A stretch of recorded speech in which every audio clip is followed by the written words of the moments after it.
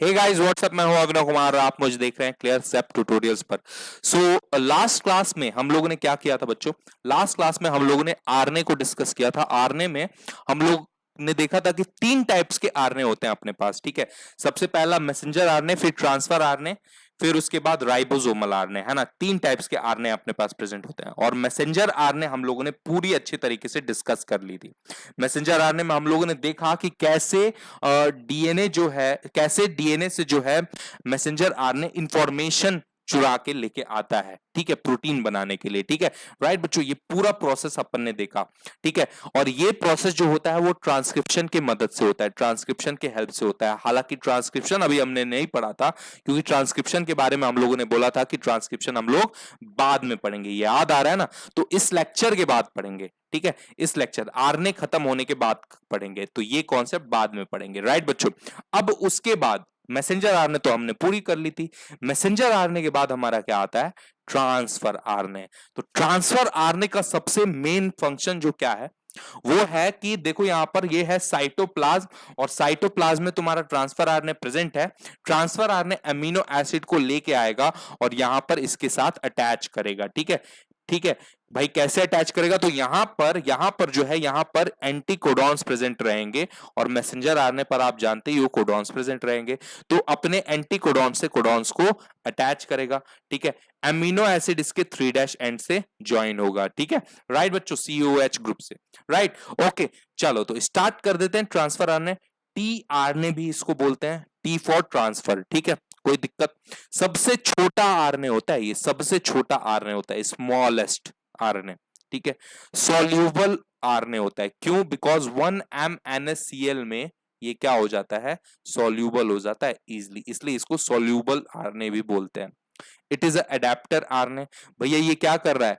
ये अडेप्ट कर रहा है, ठीक है, अडेप्ट कर रहा है, ठीक है। किसको अडेप्ट कर रहा है?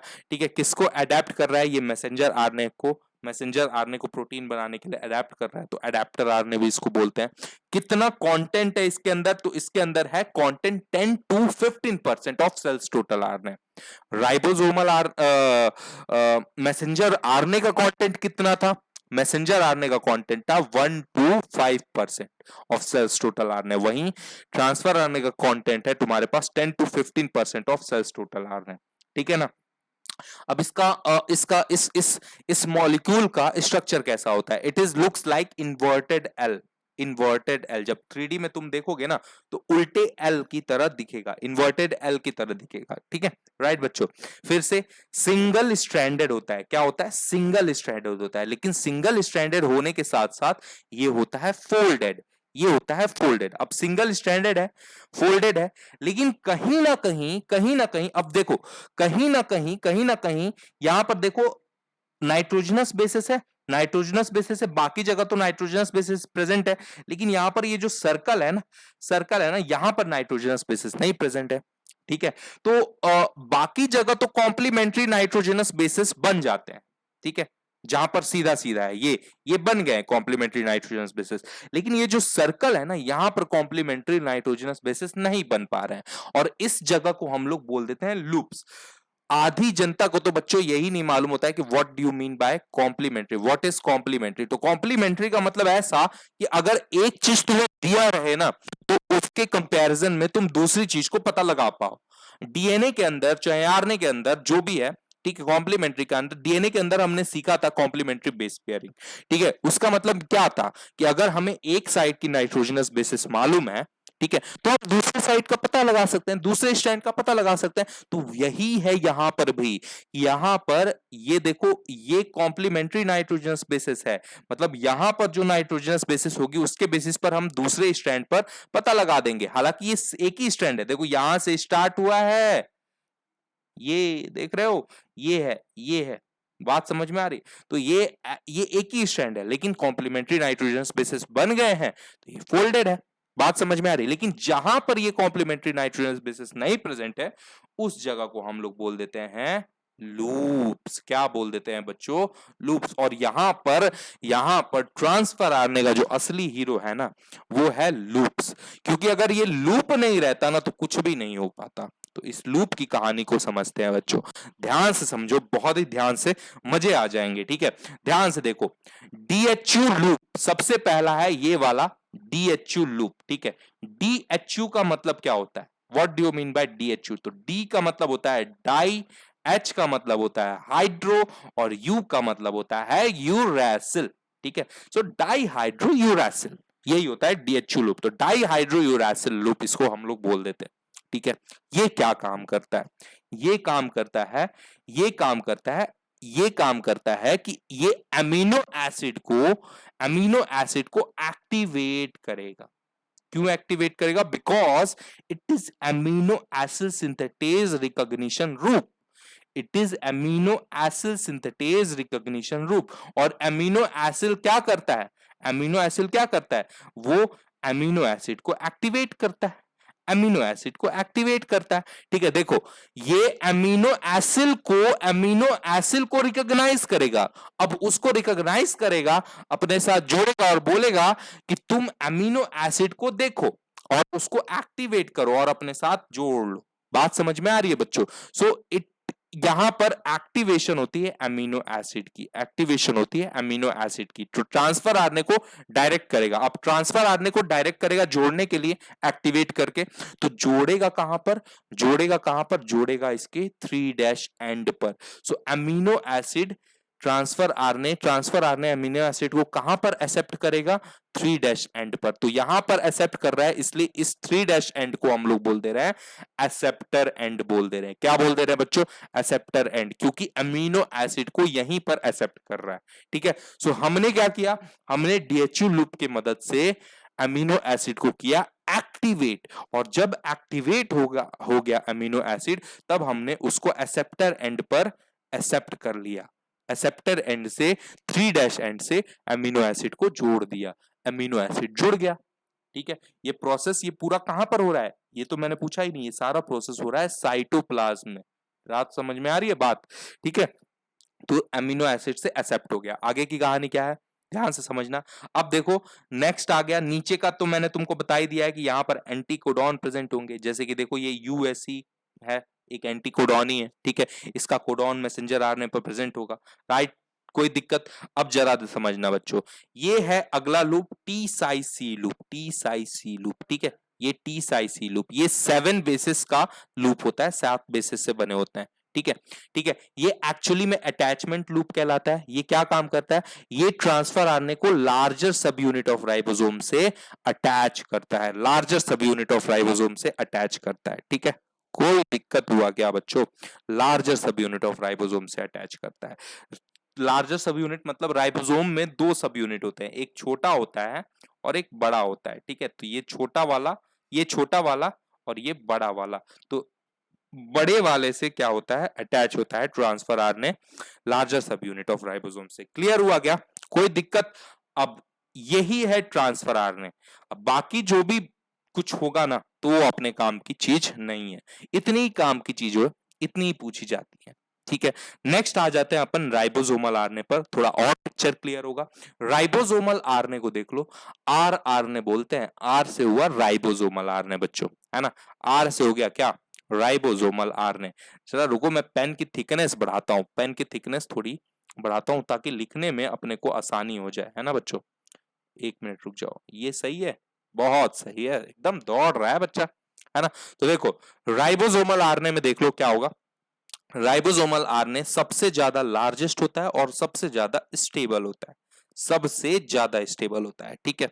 ओके, ये राइबोसोम्स में पाया जाता है, ये राइबोसोम्स में पाया जाता है, ठीक है। और इसका कंटेंट कितना होता है? 80% of cells total RNA. Messenger RNA का कितना था? 1 to 5%, ठीक है, 1 to 5%। और इसका कितना था? ट्रांसफर आरएनए का 10 to 15%। कितना था बच्चा? कितना था? 10 to 15%, 10 to 15%, राइट बच्चों? ओके, 10 to 15% था। Okay, clear. अब ये क्या काम करता है? ये कहां पर प्रोड्यूस होता है? ये न्यूक्लियोलस में प्रोड्यूस होता है, ये न्यूक्लियोलस में प्रोड्यूस होता है। न्यूक्लियोलस कहां होती है? तो न्यूक्लियस के अंदर एक स्पेसिफिक रीजन होता है, सेंटर वाला, उसी को हम लोग बोलते हैं न्यूक्लियस भैया, ठीक है। स्पेसिफिक रीजन, तो इस न्यूक्लियस के अंदर न्यूक्लियोलस होगा, इस न्यूक्लियस के अंदर न्यूक्लियोलस होगा। तो यहीं पर उसी न्यूक्लियोलस में क्या प्रेजेंट होता है? क्या प्रोड्यूस होता है? राइबोसोम्स प्रोड्यूस होता है। राइबोसोमल आरएनए प्रोड्यूस होता है, सॉरी। ठीक है, ओके, कोई दिक्कत? अब जरा समझो ध्यान से बच्चों। सवाल है कि यूकैरियोटिक सेल में और प्रोकैरियोटिक सेल में हम सबको मालूम है कि एटीएस और यूकैरियोटिक सेल में प्रेजेंट होता है एटीएस टाइप का राइबोसोम्स, और प्रोकैरियोटिक सेल में 70S टाइप का राइबोसोम्स प्रेजेंट होता है, 70S टाइप का राइबोसोम प्रेजेंट होता है। यहां पर 70S लिखा नहीं है, लिख लेना। ठीक है, सो एटीएस टाइप का राइबोसोम यूकैरियोटिक सेल में प्रेजेंट होता है और प्रोकैरियोटिक सेल में 70S टाइप का राइबोसोम प्रेजेंट होता है। अब देखो, राइबोसोम के दो सब यूनिट होते हैं। ठीक है, राइबोसोम के दो सब यूनिट होते हैं बच्चों, एक बड़ा वाला सब यूनिट और एक छोटा वाला सब यूनिट। ठीक है, बड़ा वाला सब यूनिट यूकैरियोटिक सेल में 60S कहलाएगा और छोटा वाला सब यूनिट यूकैरियोटिक सेल में 40S कहलाएगा। ठीक है, तो देखो यहां पर राइबोसोम, यूकैरियोटिक सेल का राइबोसोम मैंने बनाया हुआ है। यहां पर ये बड़ा वाला सब यूनिट है और बड़े वाले सब यूनिट के अंदर कितने राइबोसोमल आरएनए प्रेजेंट है? 3 राइबोसोमल आरएनए प्रेजेंट है। ठीक है, 5S, 5.8S, 28S। और छोटे वाले सब यूनिट के अंदर कितने राइबोसोमल आरएनए प्रेजेंट है? एक राइबोसोमल आरएनए प्रेजेंट है, 18S। ठीक है, सो ये 5S, 5.8S, 28S, 18S, ये क्या है? ये सारे क्या है? ये सारे हैं राइबोसोमल आरएनए, राइबोसोमल आरएनए। और ये क्या है बच्चों? ये this is the sub unit, this is the sub unit of ribosome. एक सब यूनिट क्या होगा? एक सब यूनिट बड़ा होगा और एक सब यूनिट छोटा होगा। क्या समझ में आया? उसी तरीके से तुम प्रोकैरियोटिक सेल को देख लो। प्रोकैरियोटिक सेल में देखो, प्रोकैरियोटिक सेल में 70S टाइप का राइबोसोम्स है। ठीक है, इस 70S में भी अगेन हमारे पास एक छोटा होगा, छोटा वाला होगा 30S टाइप का सब यूनिट, और एक बड़ा वाला सब यूनिट होगा, बड़ा वाला होगा 50S टाइप का सब यूनिट। तो 50S वाले टाइप के अंदर हमारे पास दो टाइप के राइबोसोमल आरएनए प्रेजेंट है, एक है 5S और एक है 23S। और 30S वाले के अंदर, छोटे वाले सब यूनिट के अंदर हमारे पास 16S, मतलब कि एक ही टाइप का राइबोसोम प्रेजेंट है। कोई दिक्कत हुआ क्या बच्चों? कोई प्रॉब्लम हुआ क्या? अब ध्यान से सुनो, मेरा सवाल जो कि मैं तुमको होमवर्क दे रहा हूं, ये है कि ये जो दोनों सब यूनिट हैं, आप देख रहे हो राइबोसोम का स्ट्रक्चर, ये दोनों सब यूनिट हैं, ये छोटा वाला और बड़ा वाला। ठीक है, ये किसके थ्रू अटैच हो रहे हैं? ये जुड़ कैसे रहे हैं बच्चों? ये आपस में जुड़ कैसे रहे हैं? इसका आंसर तुम मुझे बताओगे। ठीक है, चैट बॉक्स में लिख के बताना। ठीक है, ओके, क्लियर? नहीं बताओगे तो मैं नेक्स्ट लेक्चर में बताऊंगा ही। ठीक है, जब ट्रांसक्रिप्शन पढ़ाऊंगा। ठीक है, और सबसे आखिरी बात, हमने देखा था कि ट्रांसफर आरएनए जो होता है, ट्रांसफर आरएनए किससे जुड़ता है? लार्जर सब यूनिट ऑफ राइबोसोम से जुड़ता है। लार्जर सब यूनिट ऑफ राइबोसोम मतलब बड़े वाले से जुड़ेगा ट्रांसफर आरएनए। ठीक है, और मैसेंजर आरएनए जो होगा वो स्मॉलर सब यूनिट ऑफ राइबोसोम से जुड़ता है बच्चों। मैसेंजर आरएनए जो होता है वो स्मॉलर सब यूनिट ऑफ राइबोसोम से जुड़ता है। क्या समझ में आया? कोई दिक्कत हुआ क्या? कोई प्रॉब्लम? ठीक है, तो इतनी बातें आई थिंक क्लियर हो गई होगी। ठीक है, सो आरएनए में हमने यही काम किया। ठीक है, टोटल पूरे आरएनए को अगर देखें तो आरएनए के अंदर 3 टाइप्स के आरएनए थे, मैसेंजर आरएनए, ट्रांसफर आरएनए और राइबोसोमल आरएनए। मैसेंजर आरएनए में इंफॉर्मेशन को चुराया, ठीक है, डीएनए से। ट्रांसफर आरएनए ने साइटोप्लाज्म में से अमीनो एसिड को लेके आया, ठीक है, अपने साथ अटैच करके, और उसको मैसेंजर आरएनए तक लेके गया। ठीक है, और उसके बाद राइबोसोमल आरएनए ने अपनी स्ट्रक्चर और कैटालिटिक रोल प्ले की ट्रांसलेशन के थ्रू। ट्रांसलेशन में अब वो कौन से रोल है, कौन से रोल प्ले किए, तो वो तो तब पता चलेगा जब हम लोग ट्रांसलेशन पढ़ेंगे बच्चों। ठीक है, सो अभी तो फिलहाल में अपने को ट्रांसक्रिप्शन पढ़ना है, जब ट्रांसक्रिप्शन पढ़ लेंगे तो ट्रांसलेशन पढ़ेंगे।